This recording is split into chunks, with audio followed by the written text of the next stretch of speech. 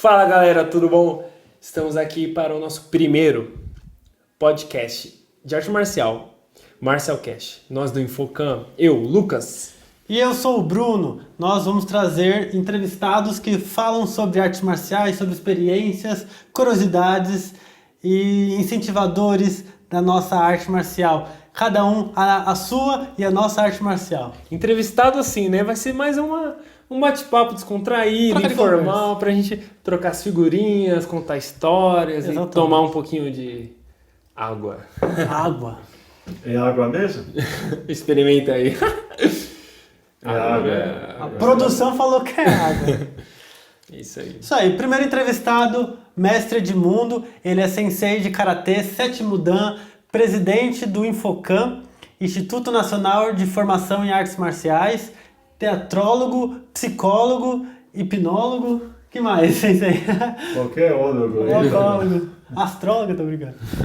Sensei, gostaria que você falasse um pouco as primeiras experiências na sua arte marcial, no Karatê, e falasse um pouco pra gente, se apresentasse um pouquinho. Legal, eu comecei com 17 anos de idade, em 1976. 86. Eu andava com um pessoalzinho que treinava capoeira na rua. Treinava não, jogava, brigava, né? Briga de rua, tinha umas gangues aí. Então eu procurei a princípio capoeira. Como não tinha uma academia próxima, a primeira que eu vi foi essa mesmo. Fui lá assistir, os caras sem camisa, apanhando do professor, lá fazendo movimento de respiração. Aquele cheiro de tatame, palha de arroz com álcool com cânfora na pele aqui, levando pancadas. Eu falei, pô, vou ficar forte, é isso mesmo. E é isso aí. Você disse agora que começou com a capoeira, foi isso? A gente jogava na rua. Jogava na rua. Ah, interessante. Jogava na rua. E fora a capoeira, você migrou em outras artes marciais? Se existiu isso, se você ou se ficou no karatê, não, esse é o que eu gosto. E por que você faz karatê até hoje? Por que você escolheu o karatê e não a capoeira ou então outra arte marcial? Boa pergunta. Eu sempre quis, como complemento, fazer judô, por exemplo, né? A gente treinava o karatê, mas era um karatê muito tradicional, tinha muita queda. Metade da academia tinha tatame, aquele tatame de palha de arroz, né? Tatame mesmo japonês, e a metade era taco, madeira. E a gente fazia muita queda, então eu achava que o judô ia complementar. Mas eles tinham grande admiração do taekwondo, e o pessoal fazendo taekwondo, kung fu, por conta do Bruce Lee, né? E a gente gostava disso, né? Então, e eu nunca treinei nada, só o karatê mesmo, porque o nosso treino era um pouco meio que completo, a gente saltava e testava o karatê na rua. Era uma época boa para isso, hoje não dá mais, né? A gente apanhava muito de cabo de aço.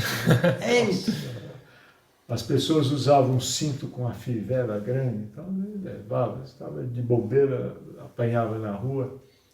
Mas é isso, mas só foi a minha base, foi só o karatê. Mas eu praticava muito também sozinho em casa. Eu treinava na academia um bom tempo de domingo a domingo, não tinha descanso. Caramba. E chegava em casa e treinava sozinho, alongamento, chute. Então, rapidamente, a gente começou a ficar um pouco expert nos movimentos do karatê. Que tinha quebramento, né? Eu não lembro que pergunta você fez, além do que se eu treinei outra coisa. Se você treinou outra E por que o karatê? Por que você escolheu? Isso é importante. Por que o karatê? Por que o karatê? Né? O karatê ele tem algo que eu não vejo em outras modalidades, que pelo menos não enfatiza tanto, que é a questão da contração e descontração muscular, que combina também com o que a gente chama de kime, que é uma força máxima de impacto. Se você pegar outras modalidades, Kung Fu, tudo que visa muito a suavidade, né? Pega a força do adversário e contragolpe. contra a golpeia, mas o karatê ele tem essa coisa que eu acho que é muito mais adaptado ao homem, muito mais humano, que é impacto. Os japoneses lidam muito com isso, né? Suaviza, e depois pá, breca lá, quebrando madeira, né? Então tem essa coisa, este apelo à força física também. Eu acho muito bacana isso para a vida cotidiana. Interessante. Eu comecei a fazer karatê com acho que uns 3 anos, 5 anos de idade. Não me lembro, que faz muito tempo atrás, mas talvez provavelmente comecei com essa idade mais ou menos. E eu lembro que eu sei lá, tava na escola, tinha os meus 12 anos. Aí um amigo meu chegou em mim e falou: ó, se você não usar o seu karatê, eu ia te bater. Então, se você não usasse karatê, eu ia te bater.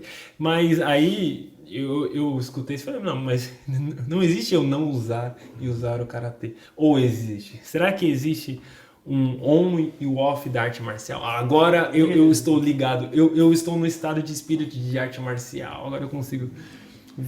será que existe isso? Eu vejo muito quando você repete muito uma coisa. Por exemplo, se você toca violão o tempo todo, faz algum tipo de música, aquilo está em você. Você pode ficar um mês sem pegar o instrumento musical, quando você pega, você sabe tocar. Então, quando você treinou bastante, então o karatê ele acaba incorporando na gente. A gente fica... Interessante. Você caminha com ele, não desliga o botão.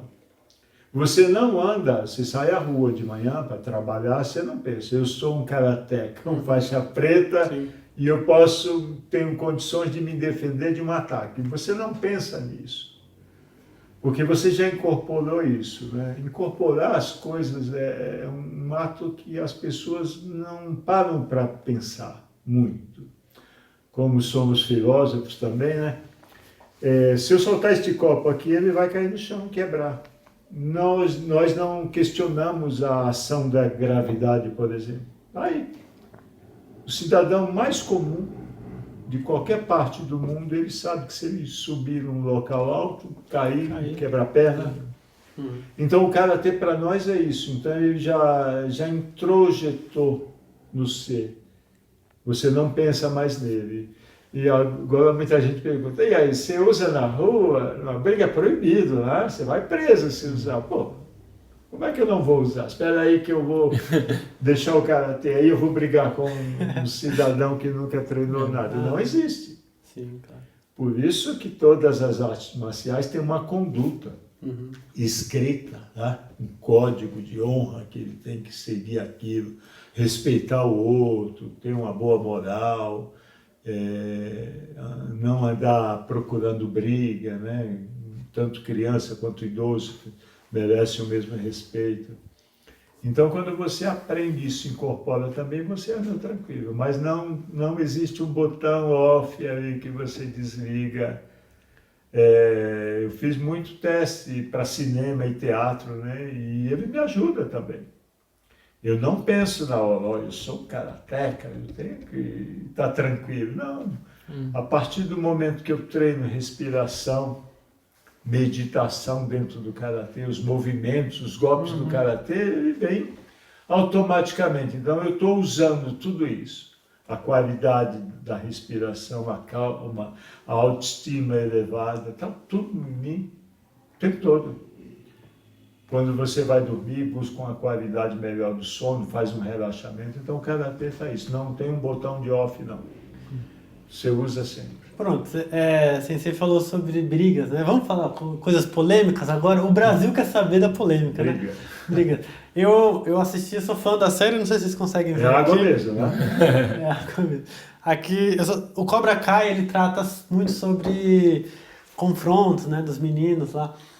E eu gostaria de saber, assim, se existe, né, uma academia que possa ensinar para os alunos coisas que não são tão boas, assim, coisas que é pro aluno brigar e incentiva você a se sair bem nessas brigas e vão, né?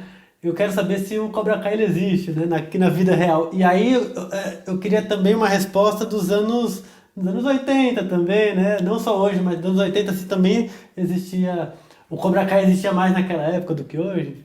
Eu assisti toda a série, eu achei fantástico, porque ele quebra um pouquinho essa coisa do professor no pedestal, né? Endeusar. Ele é um rei, né? Sentado ali duro, então, porque o cara lá tem que pôr a mão na massa, ele tem que falar para o aluno dele. O aluno dele questiona também as coisas que ele faz, né? O mestre, você me ensinou assim. Então tem de tudo, eu acho que tem de tudo, tá? As condutas, princípios das artes marciais é o bem, é você respeitar o outro, usar a sua arte marcial para viver bem, não para brigar. Mas existe, né? Eu lembro, na minha época do meu começo, tinha os professores malvados, os caras que ensinavam seus alunos a brigarem na rua, né? E é interessante que é muito importante isso, que os alunos acabam seguindo a conduta do professor. Ou ele sai, se ele continua, ele segue, né? A gente tinha um medo danado de um professor, na década de 70, pedir para a gente fazer um chute no alto lá da janela para a rua, uns 4 metros. Então, os caras vão fazer, se o professor não pode chutar, voa aí porque você consegue. Então, isso é perigoso. Entendi. A criança, então, né? Então, no Cobra Kai a gente via que tinha uns meninos malvados, mas não eram malvados, eles estavam com o professor malvado. Depois ele entra para outro professor mais equilibrado, né? E a gente, essa coisa do bem e do mal é interessante, né? Porque não tem o bem e o mal. Tem um cara lá muito malvado, o professor lá do outro professor. Né? Mesmo ele tem uma história. Ele tem história também de vida. Ele sofreu, ele era um cara legal, aí de repente maltrataram ele tanto na guerra, né? Então todo mundo tem sua história. Então ele tem que sair dessa posição de rei para buscar aquilo que o aluno é de fato e trazer a sua arte para poder ajudar os alunos. Mas o aluno tem voz também, né? E Cobra Kai mostra isso, é muito interessante o tempo todo, mostrando a questão do aprendizado também, né? Tem fantasia aí, o menino começa a treinar, escuta uma coisa bacana, vai lá e briga, salta, chuta bonito, né? Isso não existe, precisa de repetição, treinamento constante, sofrer muito, vários dias de treinamento, meses, anos, para você ficar bom, né?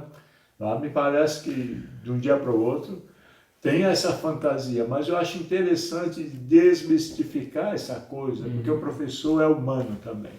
Agora eu gostaria de mudar um pouco de assunto, falar um pouco da parte social da arte marcial, que a gente vê na televisão, né? Professores de arte marcial falando, não, eu vou iniciar a aula na comunidade para eu tentar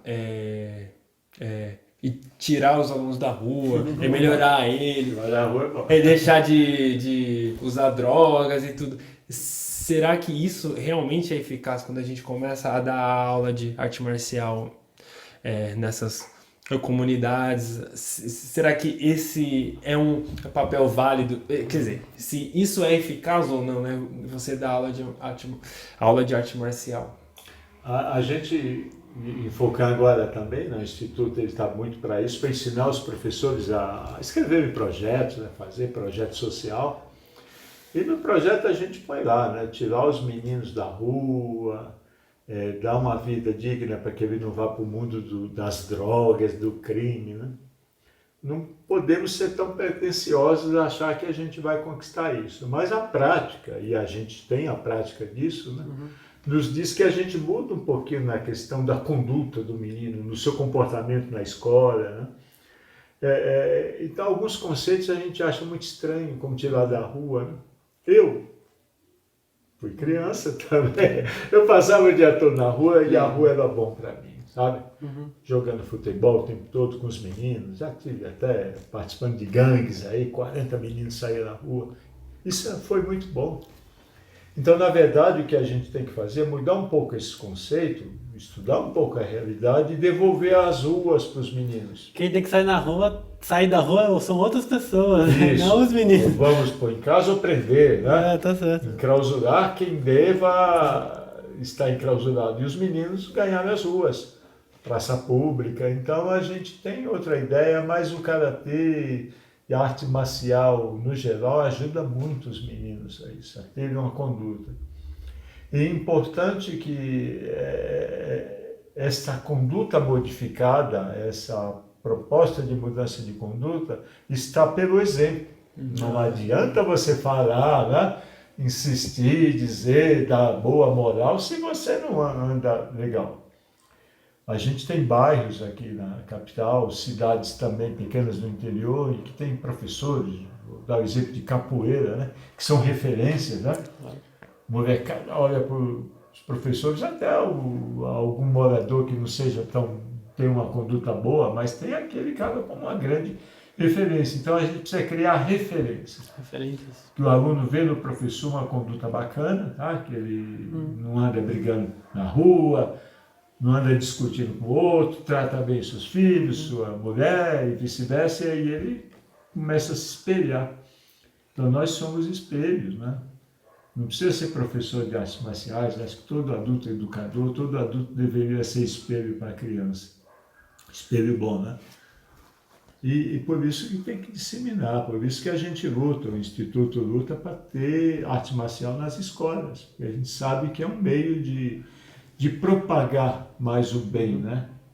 Além de que uma coisa importante também, isso a gente tem certeza que a gente faz, é dar oportunidade a treinar aquele aluno que não tem dinheiro, a mãe não tem. Pagar 100, 200 reais mensais, não tem. Então a gente, nos projetos sociais, estão para isso. Sim. Ter oportunidade para que ele faça um esporte. Foi bom para mim, foi bom para todos nós, então pode ser bom para ele também. Mas não que vai tirar das drogas. E o aluno que fica também, ele já tem uma certa conduta bacana, senão ele não vai aguentar as regras, né? As regras de convivência dentro de uma academia de arte marcial. Perfeito. Sobre essa questão de social, eu estava comentando, estava pensando, a gente também tem muitos potenciais em comunidades, né? Muitos potenciais em comunidades, e aí eles não conseguem, às vezes, ir para um brasileiro, para um mundial, às vezes os meninos eles ganham, né? E aí pela questão financeira da família, né? Porque o Estado não vai cobrir um campeão paulista, um campeão brasileiro para mandar para a Espanha, né? Não vai cobrir, se não tiver dinheiro você não vai, né? Então vai as vaquinhas, vai os meninos pedir dinheiro no... É complicado. Isso é uma questão muito interessante, né? Que aí às vezes os meninos que estão indo para os mundiais aí da vida são meninos que têm dinheiro. Tem dinheiro. Que coisa, né? Eu lembro da minha época de competidor, né? Eu era fominha, eu passava de tudo. Qualquer campeonato eu me inscrevia. Eu não fui para o Mundial, também não estava tão cotado para isso. Isso eu tenho certeza. Mas tinha outras pessoas que treinavam com a gente que tinha a qualidade para participar do Mundial, mas não tinha dinheiro. Então, geralmente, foi quem tinha o dinheiro do próprio bolso. Você para ir para o Egito, Japão, Itália, você precisa de uma grana, não? Até hoje acontece. Por exemplo, eu ganho paulista aqui, chega no brasileiro, quando é fora de São Paulo, eu não vou. Você tem que dispor de R$2.000 no mínimo para ir. Pô, não me dou o luxo mais disso. Às vezes de semana, né, as competições... Campeonato ganha todos. Chega fora, eu não vou. Aí dá chance para outro. Os caras que trabalham, né, carteira assinada de semanas nas competições, também vai. Agora o Estado poderia, né? Você falou da questão social, dá uma chance, né? Um país mais sério poderia ter um olhar diferenciado nisso. Eu aprendi que dinheiro tem. Não é questão de dinheiro. Se você organizar direitinho, dá. Vocês, durante muito tempo, dão aula para os meninos da maior favela da América do Sul, Heliópolis, né? Esses meninos iam para o campeonato, né? A inscrição já estava paga, o ônibus vinha pegado, né? Kimono. Vocês conseguiam kimono, tudo socialmente. Tatame. Né? Tatame, né? Então, a boa vontade de alguém, a gente... Em arte marcial a gente preza muito isso, né? Você tem que fazer diferente. Você tem que ter algo a mais para você treinar e continuar treinando, um sacrifício a mais para você participar, tira do seu bolso, deixa de fazer outras coisas. Mas a gente, enquanto instituto, a gente está pensando em mudar um pouquinho isso, valorizar o professor, que ele seja remunerado pelo aquilo que ele faz, né? Vai fazer muito bem mais seguro, né? Como os países que já fazem isso. Por isso que a gente quer pôr a arte marcial dentro das escolas normais, né? Como matéria obrigatória. Vai fazer bem para todo mundo. Sensei comentou sobre o Instituto, sobre o Infocan. Gostaria de comentar assim, um pouquinho mais, quais os projetos, como funciona essa instituição. O Instituto Nacional de Formação e Capacitação em Artes Marciais, ele tem algumas vertentes, né? A primeira delas é isso que eu falei, de incentivar, não incentivar, de valorizar o professor. Então, muitos professores têm seu trabalho social, faz de boa vontade, e a gente tem que ensinar eles a escrever projeto social para uma emenda parlamentar, ou que ele mande também para iniciativa privada, enfim, para que tenha uma remuneração também, que sobreviva, aliás, que viva bem disso, né? É um professor de arte marcial. Então, essa valorização. Outra vertente é a sua formação também. Porque todo adulto, ao meu ver, é um educador, mas ele tem que ser um educador diferenciado, porque ele se propôs a ter um grupo ali para ensinar alguma coisa. Então a gente tem algumas matérias, nutrição esportiva, direito do esporte, fisiologia do exercício, né? Nós temos psicologia do esporte. Então várias matérias bacanas e a gente criou um corpo docente legal. Mestres, né? Tem mestres aí formados na USP para poder, pessoas que já têm livros sobre a matéria, livros editados, né? São esses primeiros do nosso grupo docente para que a gente propõe dar cursos para os professores. Aí sim a gente vai valorizar, que eles vão ter condições de cobrar isso depois, a valorização do seu trabalho, né? Essa é uma parte, tem outras partes também de estar junto nos projetos que existem, né, de esporte, seja lá qual for. A gente apoia, a gente está junto, ensina como... E alerta também, nas nossas matérias tem uma matéria importante que é direito do esporte, né? Ensinar o professor, ele tem que saber que ele não pode tocar o aluno de qualquer jeito, né? Assédio moral, assédio sexual, legítima defesa putativa, que ele tem que ensinar para o aluno que é a legítima defesa, né? Ele tem que, em vários aspectos, ele tem que saber. Ele é um administrador de pessoas, de uma academia, né, acima de tudo, então ele tem que saber algumas coisas. O aluno vai perguntar para ele de nutrição, o que eu devo comer, o que eu não devo, lá. Ah, pode comprar os refrigerantes que faz bem, isso aqui. Ele tem que saber, tá? Ele tem que saber como orientar a depressão, tá? Procurar ajuda. Ele não é psicólogo, mas ele tem que fazer os encaminhamentos adequados também, né? Então, a nossa função é essa, de dar total apoio aos professores para que eles possam cada vez mais ter o reconhecimento do seu trabalho. Eu me lembro de ter feito uma aula, né? E aí, antes da gente produzir ela, os meninos ficavam bagunçando, né? Um empurrando o outro, correndo. E aí chegou uma mãe e falou para mim assim: professor, sensei, eles estão bagunçando, né? Você vai deixar eles bagunçar, né? A mãe tá dando bronca no menino. Vai deixar eles bagunçar, eles estão aí. Fala alguma coisa com eles. Eu falei, tá bom, vou falar, né? Cabia me falar. Aí eu falei assim, olha, pessoal, né? Sentei todo mundo, a gente batia a palma, né, Lucas? A gente batia a palma, todo mundo sentava assim. Por mais que eles estavam bagunçando, eles ficavam comportadinhos. E aí eu falei assim, galera, eu entendo que vocês estão brincando de lutinha, né? Acho que esse é a expressão que fala. Eles estavam brincando de lutinha, batendo ali um no outro e correndo. Eu falei assim, olha, eu entendo que deve ser muito divertido fazer isso. E eu não vou reprimir vocês, eu não vou falar para vocês não fazerem isso. Vocês podem fazer, vocês querem brincar dessa forma, podem brincar. Porque eu entendo que isso, na verdade, essa brincadeira de lutinha, você vai exatamente entender qual é o limite do outro. Se eu bato um pouquinho mais forte no outro, o outro grita e começa a chorar, eu entendo que esse soco foi muito forte. Então eu acho que é nessa lutinha que eu consigo perceber o limite que eu tenho no outro. É claro que talvez um pai, talvez eu como pai, nunca fui pai, talvez você, eu falaria, puxa, o menino tá bagunçando, né? Eu vou entender isso como uma bagunça. Mas eu como professor, professor marcial, eu vou entender um pouquinho diferente isso. Porque qual é a diferença deles brincarem de lutinha pra aula em si de karatê, né? Porque eu ensino pra eles e aí eles vão fazer a mesma coisa. E aí eu falei pra eles assim, quando vocês chegarem a machucar o amigo de vocês, saibam que aí tá errado. Se vocês estiverem cutucando o outro e ele não gostar, isso tá errado, né? Eu preciso saber aonde eu estou errado, aonde eu estou minimamente conivente. Então se eu... Sensei Lucas, vamos lutar aqui? Vamos lutar aqui. Tô brincando de lutinha com ele, eu acho que os dois tá sendo...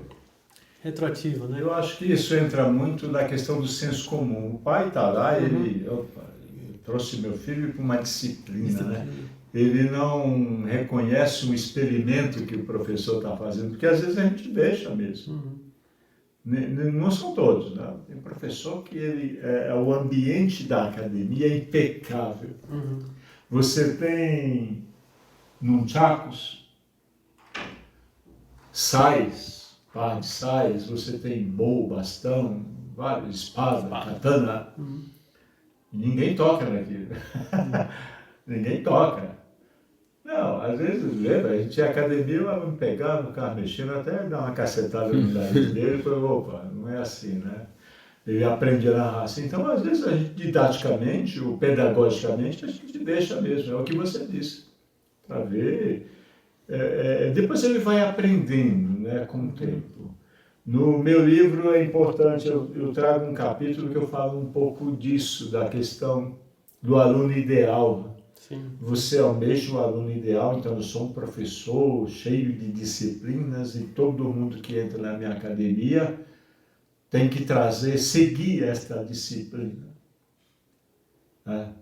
Vamos levar isso para uma escola pública, né? Matemática, português. A gente tem experiência lá que o professor foi visitar um aluno e ele chegou dando depoimento para a gente depois, chorando, uma professora, porque ela dava bronca ou dava um certo castigo, ou tirava ponto de uma menina toda vez que o caderno vinha com gordura, sujo. E aí, ao visitar a casa dessa menina, essa professora descobriu que a menina fazia sua lição em cima do fogão, que era o único local plano que dava condições dela pôr o seu caderno para fazer a lição de casa. Até me arrepiou aqui. Então, mas é isso, o aluno ideal, claro que você tem o seu ambiente, você vai ensinar aquilo que é do ambiente, né? Aquilo que é da sua luta, né? Sim. Que é da sua categoria, da sua arte marcial. Mas você reconhece também o aluno, o pai que tem, o pai que não tem, a mãe que não tem, né?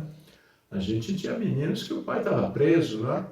A mãe só conseguia criar os filhos, muitos filhos, né? Morava num barraco, embaixo passava um rio, um esgoto.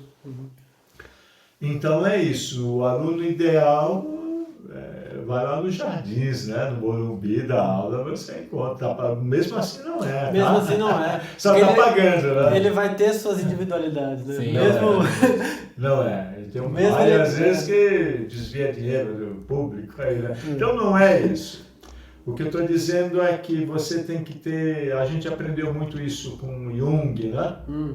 Ao tratar do outro, você tem que ter o devido respeito. Você está lidando com um ser humano, Exatamente. uma alma humana. Isso é importante. Outra alma humana. Até Eu sou a facilitador do criança aprendizado. tem que ter o seu respeito também, né? Não... Isso. O Jung, Criança com criança, e você respeitar a criança. Exatamente. Importante. Tá? Porque parece que tem que vir deles para cá. O mestre. Não pisa na sombra do mestre. Pô, eu também não deveria pisar na sombra do aluno de Criancinha. 4 anos de idade, né? O Jung fala assim, leia todas as teorias, mas quando for tratar uma alma humana, trate uma alma humana. Interessante. Não fica bitolado. Como é que o professor vai aprender isso para dar aula? Ele tem que aprender isso, ele tem que acompanhar a evolução de tudo, né? Nós não treinamos mais para uma guerra, se é que um dia treinamos para a guerra, né? Mas não é isso, né? Para você evoluir, a evolução da espécie humana, né? Ele tem que ter um respeito. Interessante. Agora, eu gostaria de saber se existe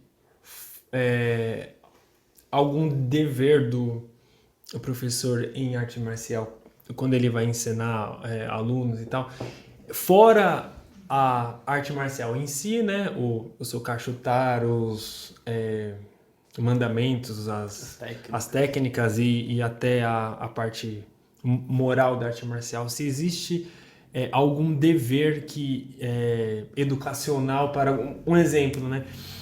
Muitas vezes, né, as mães de aluno colocam, né, os alunos porque o aluno às vezes apanhou na escola, ou então ele é muito retraído, ou então ele fica em casa jogando videogame e não sai, ou então tem dificuldade de fazer amigos. Será que aí elas falam, então o meu filho ele é tímido, então eu coloquei ele, né, na arte marcial para ir trabalhar isso. Então será que existe algum dever nosso também em relação a uma parte de educação familiar ou então do indivíduo ali? Você está perguntando o professor, né? Esse dever do professor. Acho que aquilo que eu disse, que ele tem que ser um educador. Todo mundo é educador. Em casa, você consegue ser educador no boteco, tomando cerveja com os amigos, pinga. Você consegue ser um educador também. Tu vê uma criança subindo num muro que vai cair, você pode ir lá, olha, você vai cair. Né? Então, se todo mundo fosse educador assim, o mundo estaria bem melhor. Mas o dever nada específico, não existe a conduta marcial, cada modalidade tem a sua conduta, mas que de nada funciona se você ficar lendo essa conduta todo dia. A gente não fazia isso, porque isso está em você. A arte marcial era muito, não é arte marcial, engano, besteira minha, tudo é pelo exemplo. Tudo por exemplo. O aluno vai ver o professor, vai ver sua conduta. Se o aluno pega você discutindo com alguém na rua, gritando, não ouvindo, discutindo, brigando, chutando alguém, desrespeitando a mulher dele, os filhos, aquilo vai também moldando o caráter, né? Como diz os caras, moldando a personalidade do menino também. Ele fala, opa, isso é bacana. Cobra Kai é muito importante, porque você vê o professor ali, né? Tem aquele malvado que diz que tem que bater, não pode ter piedade, e os meninos vão. Os meninos não são assim. Depois ele muda de lado, os meninos começam a ver que tem que ter piedade. Então é muito importante o grupo. Nós, seres humanos, não precisa ser criança. É delicado o grupo que a gente está. Né? Você está num grupo, você está servindo no exército, você está com um fuzil, você atira. Passou do muro, não pergunta. Atira primeiro, depois pergunta quem é. E os soldados, o cara de 18 anos, vai fazer isso. Se fosse outra orientação, ele ia fazer outra orientação. Então, esse está a responsabilidade do professor também, pelo exemplo. Existem as condutas escritas, os códigos, mas isso é de menos. É aquilo que ele tem como conduta moral mesmo. Ele não tem a obrigação de ser perfeito. Genial isso. Tá? Eu tenho amigos, professores fantásticos que fumam charuto. Os caras convidam a gente de vez em quando, né? Bruno, vamos na charutaria aí. É caro, hein? O uísque é caro, tudo é caro, mas a gente vai, é uma confraternização. No Japão é comum isso, né? Soltar entre amigos e adultos, né? Você não vai combinar uma criança, mas é melhor que se faça isso no ambiente próprio, aquilo, né? Que seja um ritual ali, do que você acender o charuto na academia, né? Ficar fumando. O moleque vai ter como exemplo. Porque a gente também é espelho, né? A gente tem que ter uma certa preocupação com isso. Mas se você vive bem essa questão da conduta, a arte marcial te trouxe isso e você incorporou, cognizou, não há que se preocupar com isso. Cara, você falou uma coisa muito interessante, eu pensei agora. Então, na verdade, o professor ele também é humano, né? O professor ele também vai cometer erros que Eu gostaria de pegar nesse ponto também. Nossa. Cobra Kai. Exatamente, porque às vezes cara. a gente treina e a gente meio Que que doido. automaticamente coloca o professor lá em cima, a gente endeusa ele. E quando o professor assimila isso para a vida dele? Existe? Nem todo professor é humano, você está dizendo. Ah, tá. O Entendi. professor que é o tempo todo ali, é uma rigidez. Estamos conversando nós três aqui, eu falei até de brigas na rua, falei de umas coisas que não se diz, né? Todo professor que vem aqui fala de algumas coisas. O que eu disse ainda há pouco, talvez alguns não notaram, olha, não é tirar a criança da rua, tá? É o contrário, a rua é para a criança. Você tem que pôr bandido em casa ou na cadeia, e você vai para a rua. Criança, eu fui criado na rua, a rua é bacana. Amigos, joga bola, autoestima lá em cima. Você nem pensando, nem sabia o que era isso. Você vai vivendo, joga bola na rua, nada no rio. Eu aprendi a nadar, não foi numa piscina, numa academia. Eu fui com meu pai no rio, correnteza, e fui lá e pulei no rio e, opa, que legal, eu saí nadando. Então há uma diferença nisso, né? Quando você tem a confiança, né? Talvez no meu pai, a confiança ali, então me parece que eu já nasci sabendo nadar. Então é isso, você dar aquilo que é de fato da pessoa, né? A gente trabalhando em Heliópolis, não tinha esse discurso de tirar você da rua, não. Vocês têm que ocupar a praça pública. Ao invés de ter baile funk de noite, vamos trazer algo cultural para essa praça. E a gente já fez isso.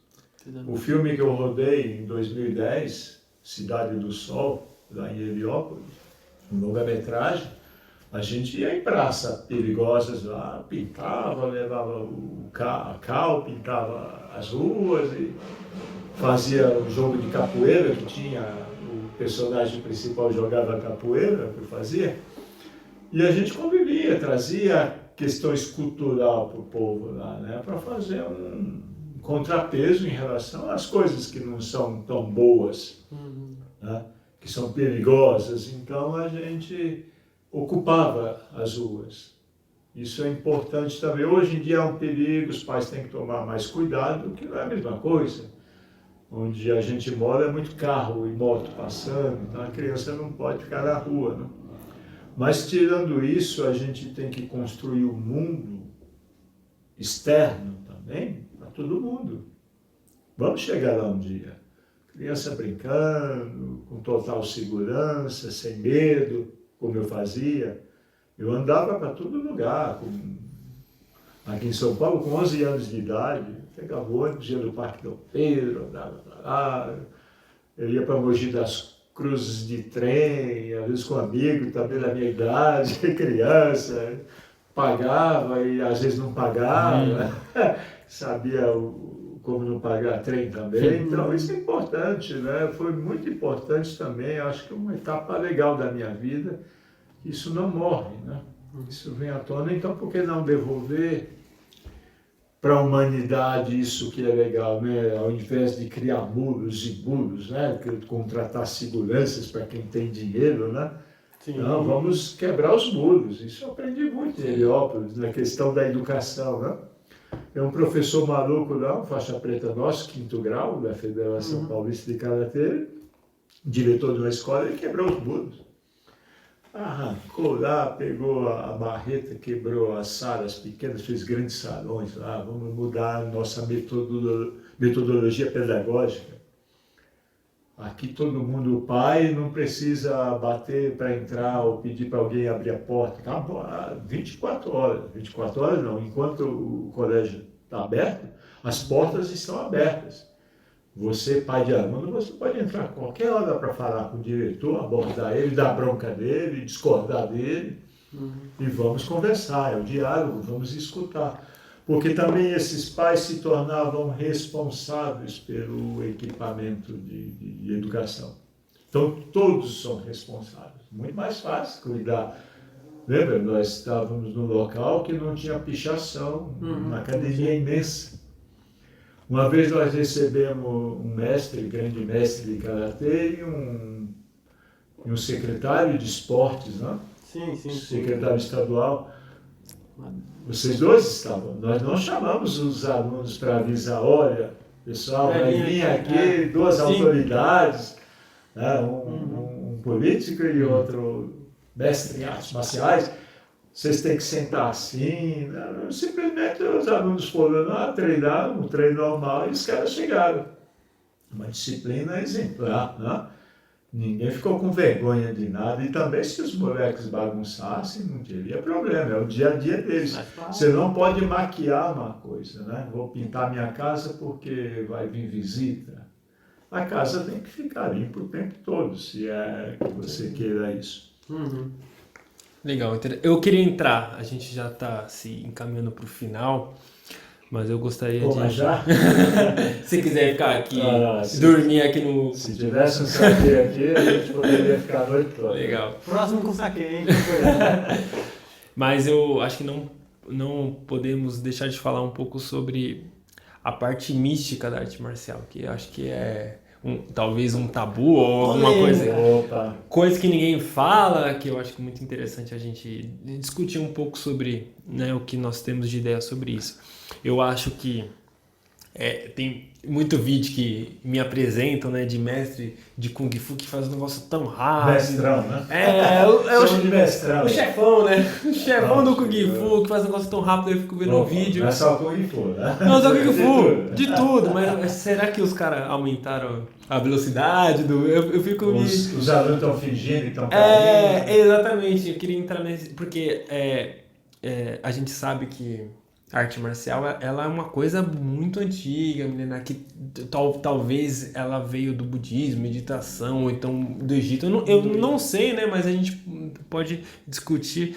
É claro que o karatê é do Japão, então tem a ver talvez, né? Alguma coisa do tipo em relação a energia, a natureza, ou então se isso tudo não existe, o negócio é o físico, é a matéria. Será que existe algum âmbito espiritual na arte marcial? Quem bater mais forte ganha.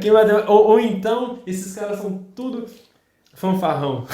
Em vez de meditar, vai na academia, né? Tudo fanfarrão. Existe os dois, né? Mas existe sim o lado, eu não chamaria de espiritual somente, porque o corpo está ligado a isso. A gente faz movimento corporal o tempo todo, né? A sua mente, quando faz um kata do karatê, você ali está em um processo de transe, às vezes, né? Com os movimentos precisos de soco e chute, defesa, com a natureza, com o ambiente. Você percebe tudo, você cria uma nova energia. Eu vou dar um exemplo.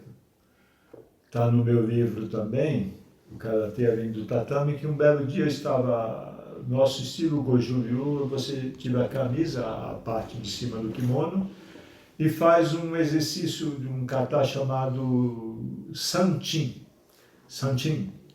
que é de respiração, né? Aí seus músculos, contração, descontração e a respiração forte. E o professor bate nas costas. Nosso professor era malvado. Espero que ele não veja esse podcast aí, né? Era malvado. Ele colocava álcool com cânfora. Ainda dava uns tapinhas assim, álcool com cânfora, aquele cheiro, não sei. Ia chegando na academia e já sentia o cheiro de álcool com cânfora. Então, hoje o bicho está pegando. E batia com a mão forte, que chutava. E teve um dia, somente um dia, que eu, além de não sentir, eu senti algo bom. Falei, caramba, eu estou protegido. Esse cara pode fazer o que quiser em mim, o mestre, que ele não vai doer. Eu estava desejando que ele continuasse batendo mais, porque eu estava em outro estado mental. Então, espírito, mental, corpo, eu acho que isso existe sim, né? Isso é um relato de algo prático, né, que aconteceu. Mas se sua autoestima está bom, se você anda bem, sentindo que o organismo está bom, né, uma certa dorzinha de abdominal, né, comum, né, se sente, eu estou forte. É muito mais fácil você entrar num transe, digamos assim, um transe de aquele estado de meditativo, né, de meditação. Você consegue. E nós praticamos aqui uma coisa espiritual muito forte, que a gente tem uns movimentos que você entra em outra dimensão, que você consegue até ver, né? Eu vou falar mal dos mestrões aí, mas a gente consegue enxergar, pô, eu estou vendo uma luz estranha, eu nunca vi isso em lugar nenhum, você fazendo estes movimentos, e aí você sente que é um super-homem, né? Eu vou até recomendar não fazer isso em cima de um prédio, que você vai falar, acho que dá para eu voar, né? Acho que dá para voar. Tem que amarrar a corda no pé do cara, porque é isso, você sente forte. Então existe isso. O que não existe é você chamar o outro para desafiar e dizer eu sou bom, ou gravar um vídeo mostrando que você luta com um monte e derruba todo mundo. A gente faz demonstrações, né? Porque hoje em dia eu tenho também uma crítica muito grande na questão do arte marcial adaptada, né? Tem deficiência física, intelectual, tudo é adaptado. Não vou matar o outro no meu treinamento, tudo é adaptado. Você vai dar aula para a criança, você adapta a criança. Adapta ao idoso, os caras mais velhos. O pessoal de competição. Competição, tudo é adaptado. Mas você... então os caras mostram, os alunos lá vão, antes de chegar ele cai, né? Existe. Eu, como um hipnótico também, na minha terapia de psicologia eu uso muito a hipnose, então existe, você pode, pega uma multidão, você pode fazer isso. No estado hipnótico, você pode criar uma hipnose com seus alunos e trazer.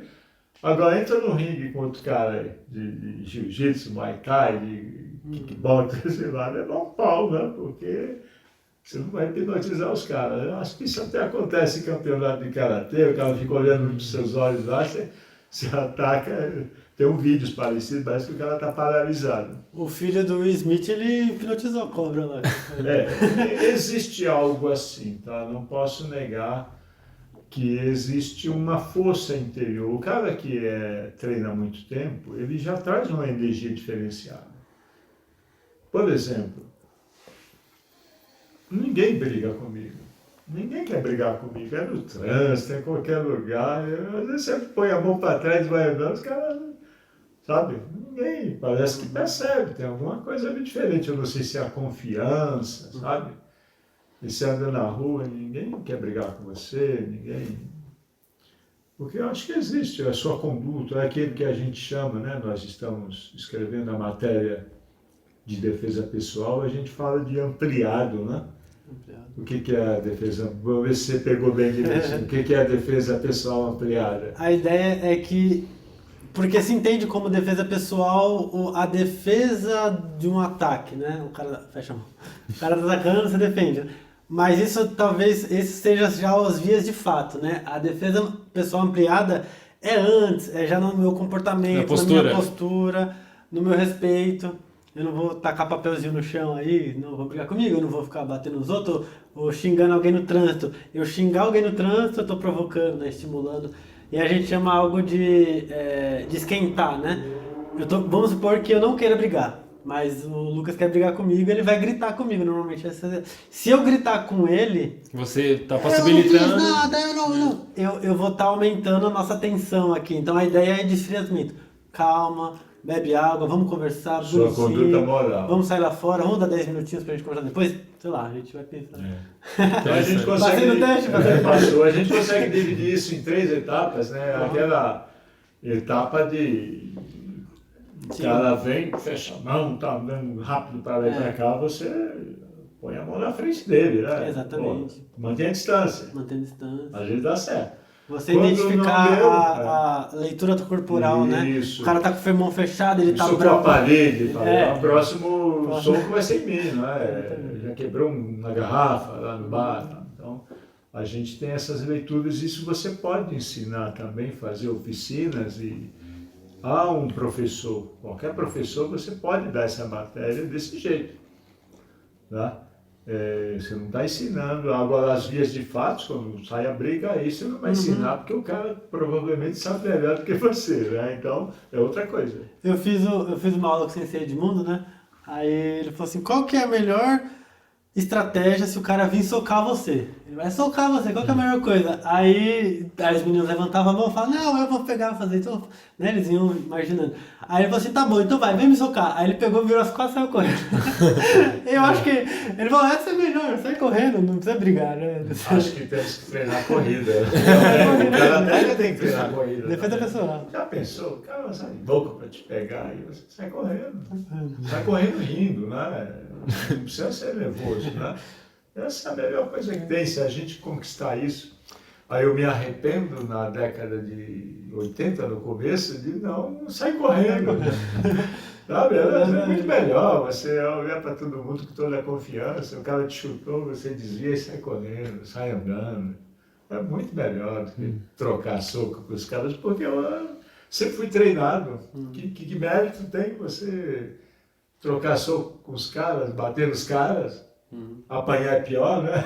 Então, e corre o risco também. Ficar correndo, talvez você desvia das pedradas, né? A melhor coisa que tem. Legal. Eu acho que o bate-papo de hoje foi muito produtivo. Eu aprendi bastante, acho que o Sensei Bruno, o professor Bruno e o professor Edmundo também, acho que foi bem produtivo pra gente, e acho que a gente já vai encerrando o nosso primeiro podcast, Marcelcast. Né? Instituto Infocam, a gente está no YouTube, no Instagram e no Facebook. Por enquanto, né? A gente pretende talvez fazer um Spotify para jogar Marcelcast lá, o Twitch talvez mais à frente, mas por enquanto a gente vai focar no YouTube e no Instagram e no Facebook, então vocês podem procurar, eu vou deixar o link, né, na descrição do vídeo e tal, e a gente pode ir fazendo, né, Bruno? O que você gostou, Bruno? Eu adorei, somente caguei aqui. Não. Caramba. Foi muito bom, foi muito bom. Sensei Edmundo, últimas palavras aí para... Olha, eu acho fantástico isso, você poder desmistificar a arte marcial. No meu caso, o karatê, sabe? Porque eu até citei aqui que tem professores que não relaxam nunca, né? Incapaz de ter um bate-papo assim, vai se posicionar como... defensivo. Você já assistiu o filme que tem o rei, né? O cara senta na cadeira, ninguém pode conversar, não pode rir, não pode olhar cabeça. Porque não é assim. Eu fui diretor de um abrigo durante muito tempo. E a gente contratava psicólogo para cuidar também das crianças, eram 20, né? Criança, adolescente, 17 anos, que era retirada, às vezes, do tráfico de drogas, né? Ou situação de rua na Praça da Sé também. E esses psicólogos, coitados, assistentes sociais, apartavam briga. O cara, pô, eu estudei 5 anos na formação de psicólogo, eu estou aqui apartando briga. Mas tem que ser. Então você se vê em situações que... Na faculdade não ensinaram. Não ensinaram. Então é isso. O professor ele tem que estar livre. Aí eu recomendo, o professor faz teatro também. Seja humano. Olhe para o aluno de um jeito diferente, como um igual realmente. Sabe? Às vezes o aluno te supera na competição. Antes o aluno vai se torna mestre também. Nós somos mestres, mas somos, acima de tudo, alunos, aprendendo a todo momento, né? Aberto à aprendizagem. Porque você só vai ser um bom professor quando você escuta, quando você aprende com todos os dias de convivência, né? Então é isso. Aí você vai lá, vai facilitar o aprendizado do outro, trazer coisas novas, mas você foi um bom aluno também, né? E é isso, aqui é fantástico, se pudéssemos ficar aqui mais tempo. Tá? Sim. E eu tenho certeza que os próximos convidados também, temos muitos professores bacanas que vão poder contribuir com bastante da sua experiência para o Infocam. Né? Então já vamos terminar então? Já vamos terminar então. Muito obrigado, pessoal, por assistir até aqui. Por favor, curta, compartilhe e esteja com a gente. Nosso primeiro Marcialcast. Muito obrigado a todos e... Os ou não? Os, falamos juntos, né? Os. Os. Os. Os.